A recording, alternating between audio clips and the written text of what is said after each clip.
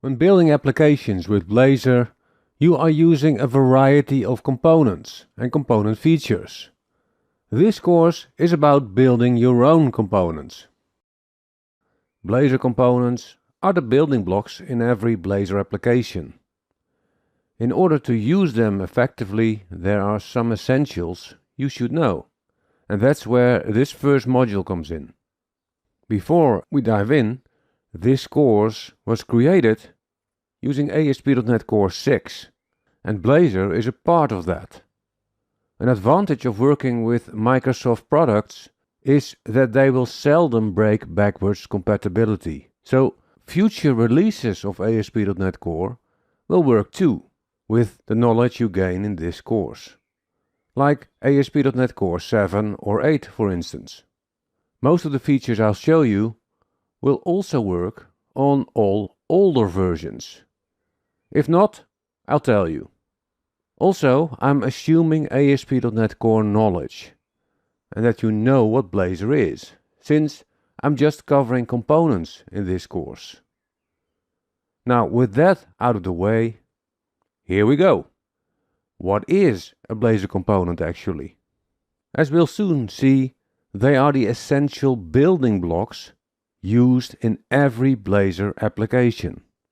They are reusable pieces of UI in a Blazor application.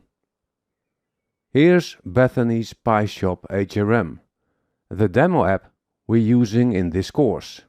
And maybe you've seen this before in the Blazor learning path. This one has a 60s look going on.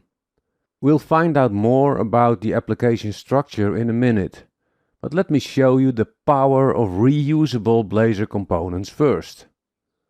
The profile picture showing the lady presenting cookies in the menu looks nice, but I want to use it multiple times in the application. So what we could do is just copy the razor to the clipboard and paste it elsewhere. And that's okay for a simple image that uses just a simple img tag. But we're adding some functionality to the picture later, and we want that reused too.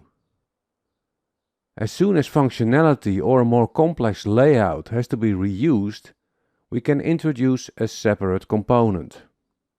To add a new component, I select Add after right-clicking on the Components folder. I then look for Razor component and I name the new component Profile Picture. Component names should use Pascal casing. I delete the template code and paste in the razor I got from the nav menu. I can now render the profile picture everywhere I want. To keep the sidebar as it was, I have to use the component in the nav menu. I can do that by using the name of the component in a tag. One way to look at components is that they extend the available razor tags. When I now switch to the index view that shows the welcome text, I can render the component in here as well.